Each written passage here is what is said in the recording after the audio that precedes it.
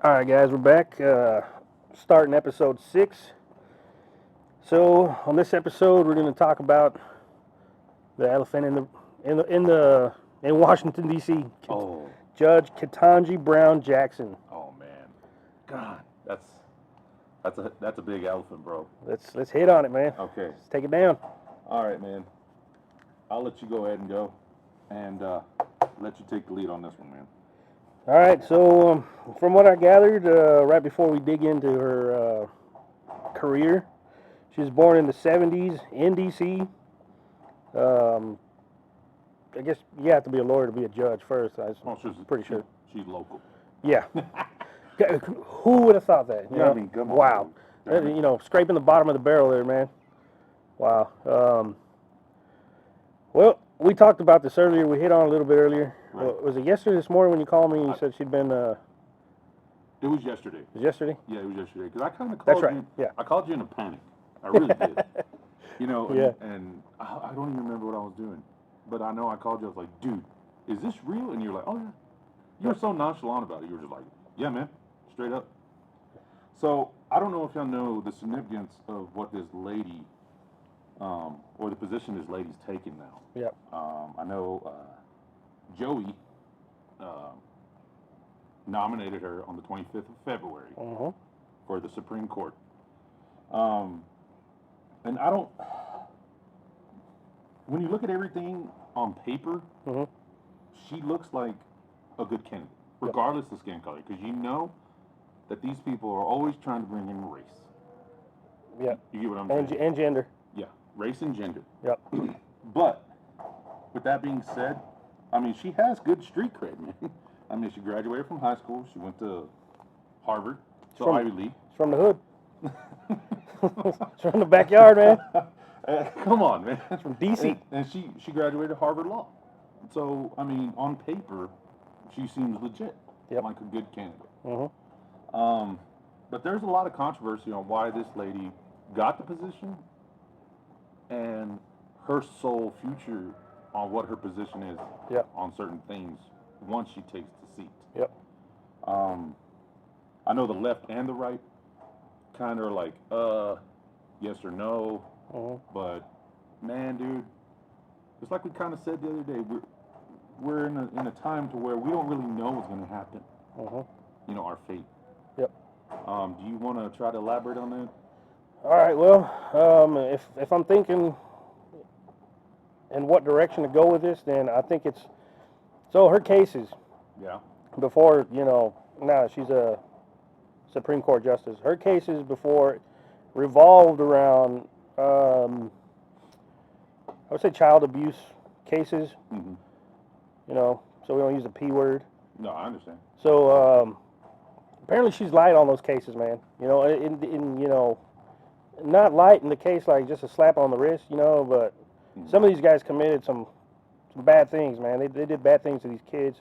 Right. And she was just kind of like, well, I'm not going to say she was leaning towards like it was more of like a mental thing, but she was very lenient on them, which you wouldn't think, considering kids are involved. Yeah. Because kids are innocent, man. Yeah, for sure. So that's where a lot of the drama comes in there up there in Washington D.C.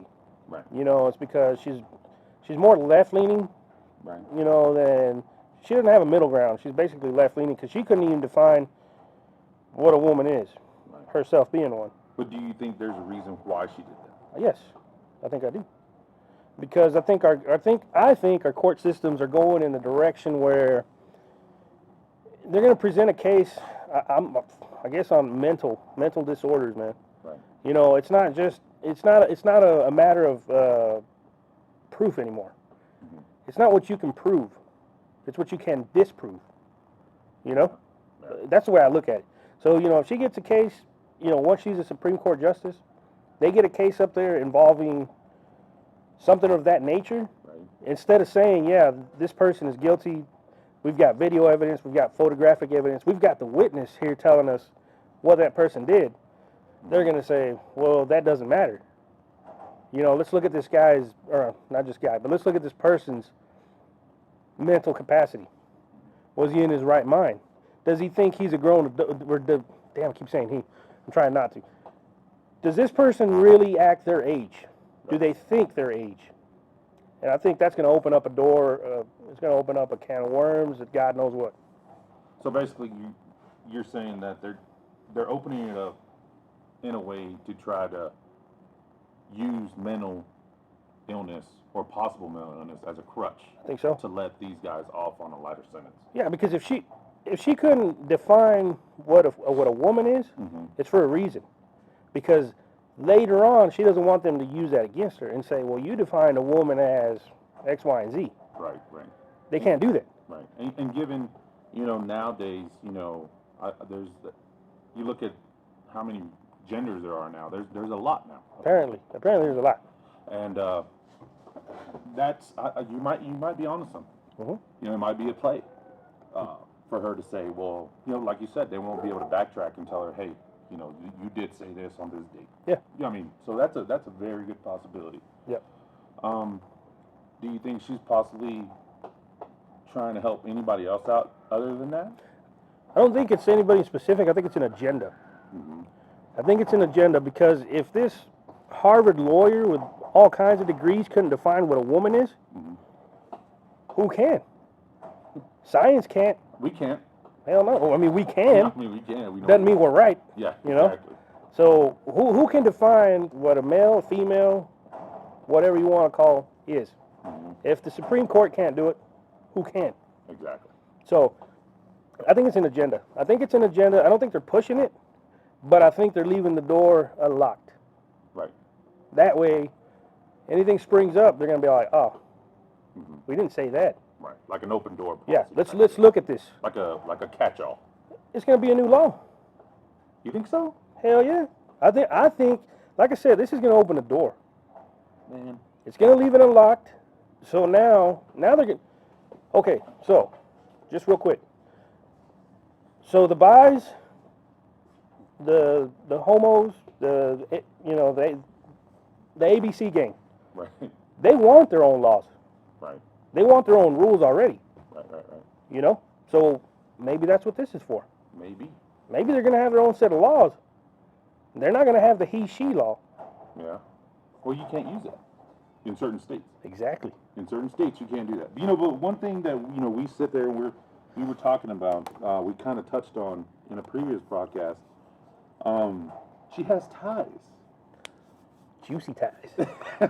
Yeah. It's funny because you told me, it was like, man, there's something else about this woman that just don't make sense. And then, like we said in the previous podcast, it's not you're elected. Select. You're selected. Yep. And it's funny because you looked it up and we looked it up both. And she has ties to Paul Ryan. Yep. I mean, isn't he a Republican? And he was Speaker of the House. When Donald Trump was in office, he was Speaker of the House. Right. So, and it's like we said before, man. Like I said in the previous one. Yep. It don't matter if you're left, right, blue, or red. Nope. These guys work together. Mm-hmm. I mean, you're going to hear the people. Oh, well, that's what the government does. That's what the branches are supposed to do, and all that stuff there. Yeah. I get it. Trust me, I learned about government at a very young age. Yeah, this isn't bipartisan. No, this is not. But what I'm getting at is she has ties with everybody, with people from the other side. Yeah. And it's not just political ties to get her to where she needs. This is family, bro. Yeah. Yep. Which is funny because it's out here what we do. It's like, oh yeah, that's a good egg. He's a good egg. Yeah. I knew his dad. His dad. You know what I'm saying? It's the Earl Field on steroids, man. You know what I'm saying, though? Yeah. But I mean, is that a possibility of what's going on with her? Well, hell yeah. I mean, what more proof do you want? Okay. Now the reason you were saying that I knew there was something going on about this was because they went through the process. They interviewed other potential candidates, but it was just dog and pony show. They were just going through the motions. Right. Until they got to her. All of a sudden, they get to her, and it's like, end of the line. This is it. This is it. This is the one. Take it or leave it. But you're taking it regardless because we're not leaving it. So, yeah, lo and behold, you do a little, you don't even dig, you scratch. Right. And come to find out, yeah, she's related to Paul Ryan. And that's significant because you said it before. We talked about it.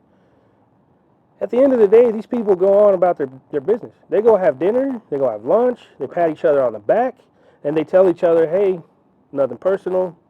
It's just business. It's just for the TV. Yeah. Just for the show. Mm-hmm. You know, so you think, you know, people may say, well, if she's related to Paul Ryan, there's nothing wrong with that. No, there's nothing wrong with that. Right. But again, she's selected. Right. You know? You know, at the same time, you know, we talk about other stuff too, and you know how other people always real quick to say, oh, it's invalid because he has ties with so and so. He has ties with so and so.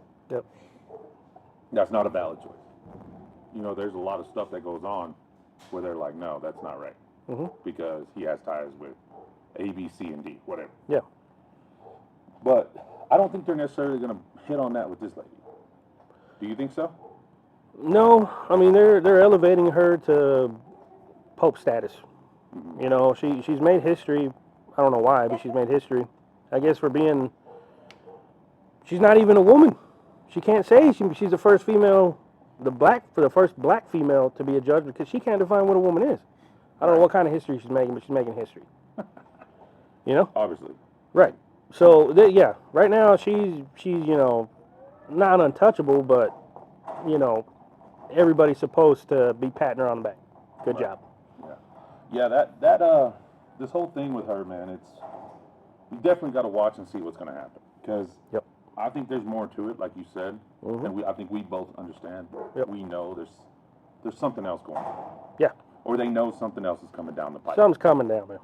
And I don't know if it's kind of like a proactive type thing. Do you think that's a proactive type thing where they're like, okay, well, we need somebody in the court, Supreme Court, to get us some kind of leeway or leniency? I think they're setting it up for that, man. I think they're trying to get their ducks in a row for any possibility, which in this case with the left, it's fair game. Anything is fair game. Yeah. So. Yeah, that's the thing, though. I don't really want to just say it's the left. It's the right, too, man. Yeah, because, I mean, the left holds the majority because they didn't need the right to vote. Right. You know, they got 2 Republican votes, so they didn't even need those 2. But who voted on the Republican side, do you know? I didn't even bother to look, man. What for? I mean, what does it even matter? Right? No, but, you know, like I said, it's the dog and pony show, man. Right. You know, they did it for everybody. Fox, all the Associated Press ran with it. You know, Republicans are against it. Republicans are against it. That's all they ran against, or that's all they ran. So she was picked, man. She was picked from the get-go, man. Yeah, man, dude. See, and this what makes people doubt our system. Yep. Stuff like this. Mm-hmm. You know, because I'm pretty sure. I mean, like I said, her resume, spotless. Oh yeah, it looks good. Great. Looks good. Yep. You know, but could there be other candidates too that may not were overlooked? Yeah, might have been overlooked.